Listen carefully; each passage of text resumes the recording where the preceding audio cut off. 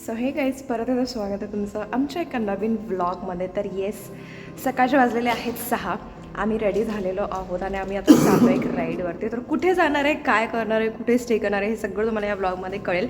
सध्या खूप गडबड झालेली आहे, लेट झालेला आहे आम्हाला निघाला. सो आम्ही पटकन निघतोय आणि तुम्ही ब्लॉग बघत राहा. सो हे गाईज, आम्ही निघालेलो आहोत एक शॉर्ट रोड ट्रिपवरती. तर लॉंग वीकेंड आलेला आहे. तर ही आमची 2026ची पहिली ट्रिप आहे, जी आहे दिव्यागरला. तर आम्ही फर्स्ट स्पॉटला जातो आहे दिव्यागरला, जे आहे एक्झॅक्ट 172 किलोमीटर्स आमच्या एरियापासून, आमच्या लोकेशनपासून म्हणू शकता. तर इथे बघू शकता आम्ही मॅप वगैरे लावून निघालेलो आहोत. तर आम्ही तेच लास्ट वीक विचार करत होतो की कसं जायचं, बाईकनी जायचं की बसनी जायचं. पण नंतर म्हटलं की बाईकनीच जाऊ, कारण तेवढंच आमचं रायडिंग एक्सपिरियन्स पण होईल, तेवढंच बाईकवरून फिरण्यासारखं पण होईल.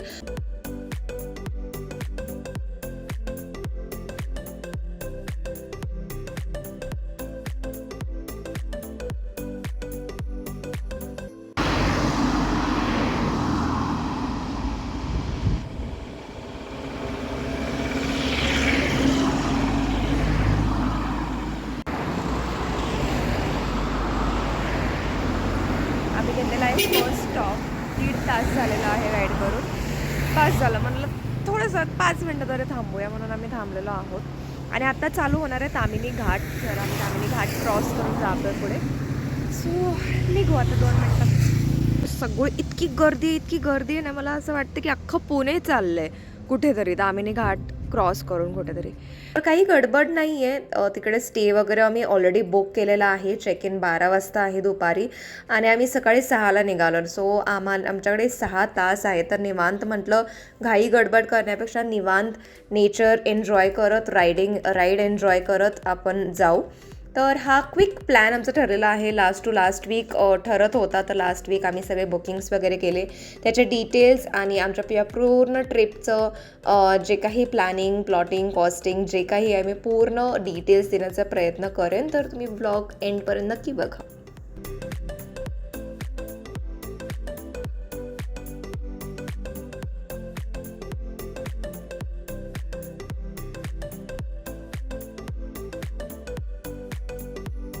अँड येस, इथे चालू होतो तामिनी घाट. तामिनी घाटबद्दल मी खूप वेळा ऐकलेलं होतं. ॲक्च्युली मला इथे पावसाळ्यातच यायचं होतं, पण नंतर परत खूप अशी चर्चा झाली की तामिनी घाट सेफ नाही आहे किंवा XYZ रिझन्स. तर म्हटलं की थोडंसं उजेड झाल्यानंतरच आणि अंधार पडायच्या आतच हा घाट क्रॉस करू. तसं बघायला गेलं तर मोठा घाट आहे, पण जेवढा रिस्की आहे तेवढाच सुंदर आहे घाट. आय मीन वळणावळणाचे रस्ते आहेत, खूप वळणावळणाचे रस्ते आहेत, पण खरंच खूप सुंदर आहे हा रस्ता. तर आम्ही खूप एन्जॉय केलं हे.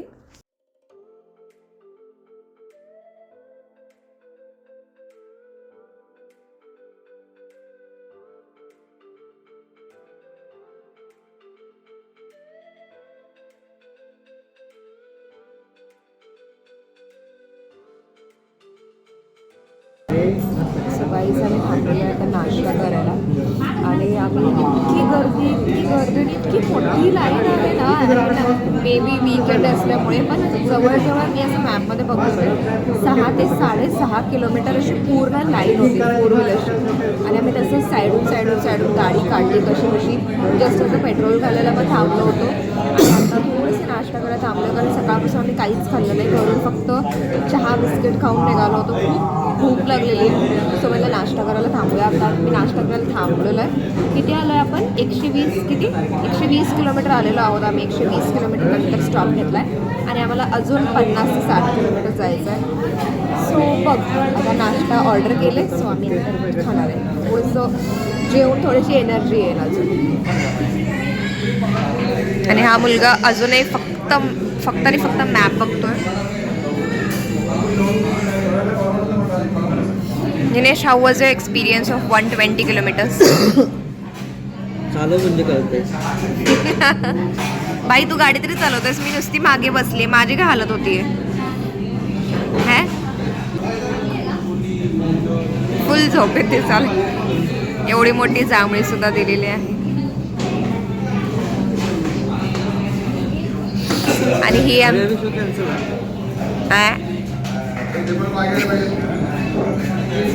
तरी ते लाईट नाश्ता करून आम्ही निघालेलो आहोत आणि फायनली पोचलेलो आहोत आमच्या फर्स्ट डेच्या स्टेला, जे आम्ही केलं होतं बेटलनट रिसॉर्टचा स्टे. तर हा 1 डे 1 नाईटचा स्टे आहे आमचा. तर बघू, आपण एक्सप्लोअर करू थोडंसं रिसॉर्ट.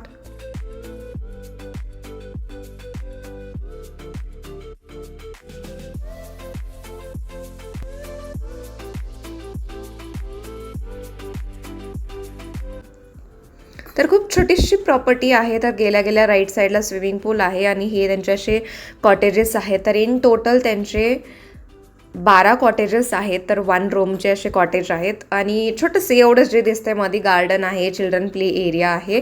आणि हा जो बघू शकता फर्स्ट, हे आमचं कॉटेज आहे.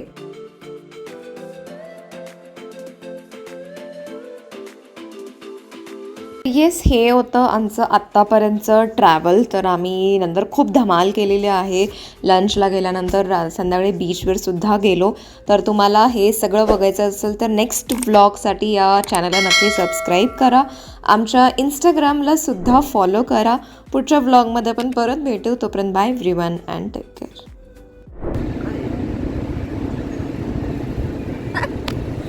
एकमेकांनी नखं काढते मी आता. नखं नाही, नखाच्या साईडचं ते. आता माझ्याकडे बघ. नको बघू. नाही नाही रे.